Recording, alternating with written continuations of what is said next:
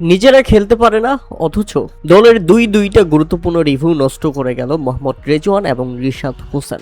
মানছি সময়টা খারাপ যাচ্ছে রাওয়ালপিন্ডিজের, মানছি সময়টা খারাপ যাচ্ছে মোহাম্মদ রেজওয়ানের, মানছি সময়টা খারাপ যাচ্ছে বাংলাদেশি লেগ স্পিনার রিশাদ হোসেনের পর্যন্ত। পাকিস্তান সুপার লিগ পিএসএল এখন পর্যন্ত রাওয়ালপিন্ডিজের হয়ে কোনো ধরনের সুবিধাজনক পারফরমেন্স করতে পারেনি বাংলাদেশি এই লেগ স্পিনার। না বল হাতে না ব্যাট হাতে, রীতিমতো ব্যর্থ হচ্ছেন পরপর ম্যাচগুলোতে।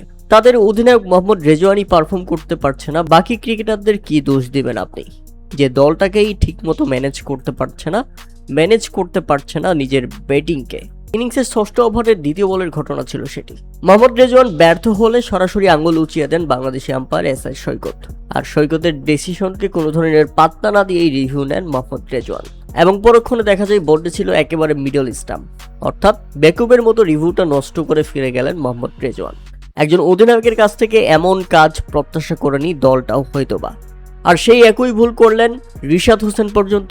বাংলাদেশি আম্পায়ারের বিরুদ্ধে বাংলাদেশি ক্রিকেটারদের রিভিউ, অন্তত রিশাদ হোসেনের জানা উচিত ছিল এসআই সৈকত তার বিরুদ্ধে রিভিউ নেওয়া মানে নিজেকে বোকা মনে করা, এবং নিজে বোকা হয়েছেন। বলটা খালি চোখেও দেখা যাচ্ছিল স্টাম্পে আঘাত করবে, এবং এই বলটাতে আগেই ব্যাট চালিয়ে ব্যর্থ হয়েছেন তিনি নিজে, অথচ খালি রিভিউটা নিয়ে নষ্ট করলেন এবং শেষ পর্যন্ত প্যাভিলিয়নে ফিরে গেলেন।